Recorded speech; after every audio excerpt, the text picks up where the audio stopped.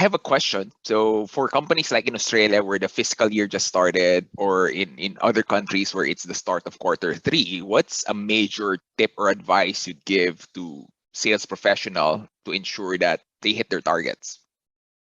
Okay. Well, I'm doing it right now. So I'll answer the first part of the question. So organizations that are just starting their fiscal year. So you've got a target.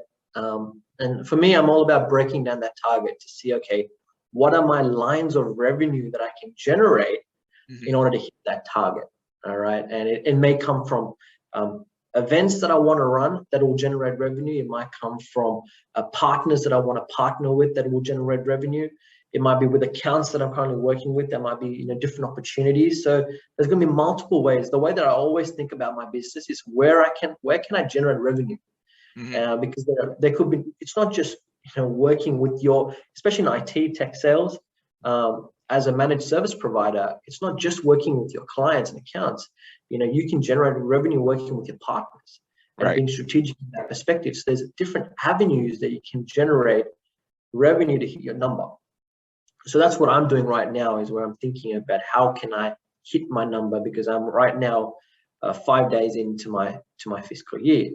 If I'm in Q3, my mindset shifts a little bit to where I start thinking about gap plans, right? Okay, what's my full year number? Say it's $1 million, and in Q3 I'm currently sitting at 700K.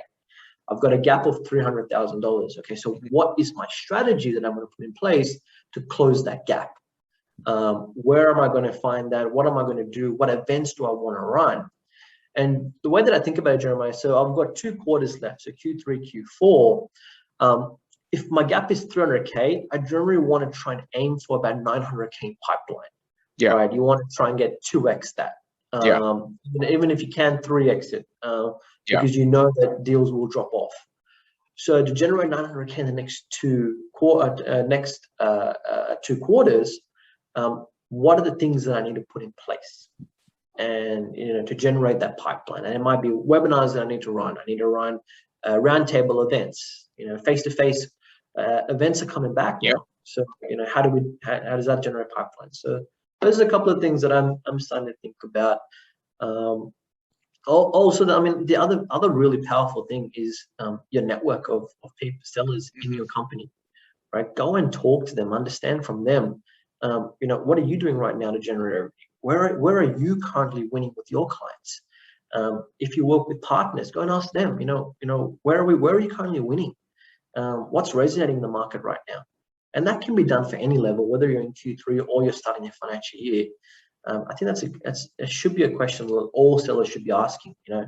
Because different people are winning in different industries. They're selling different solutions, so it's really good to try and understand. What I like about what you just shared is, one, there are low-hanging fruits that we can do, like asking for referrals, right? If it's a referral, studies show shorter sales cycle, higher win rates. Why not leverage that? And then as part 2 of that is, you may want to consider running a win-back campaign. So, if the company's been around for a few years, you probably lost customer 2, 3, 4 years ago. Yeah, if you set up your CRM properly, you would know why they chose someone else over you. And if you've addressed whatever gaps that they shared previously, why not just reach out and restart the conversation? They already know you. You've already met the other stakeholders, so just shorter sales cycle. Yeah, no, absolutely. Go back to those conversations that you had, because things might have changed, right? I think I was talking to a guy that I mentor, and he said there was a deal that they had that stalled in March, and he's now looking to pick up the discussion again. And one of the things that I recommended to him was, instead of going in and just asking, where are we at with this opportunity? I know we stalled. Go in and share some perspective. Go in and say, working with, take, for example, that client. It might have been in the airline industry, for example. See if you won globally or in Australia with a similar company in the airline industry. Yeah. And share that perspective with them. Instead of just going in and just asking, where are we at the proposal? What can we do? So I love that. Yeah, definitely go into all those discussions that you had early in the year, because you just never know.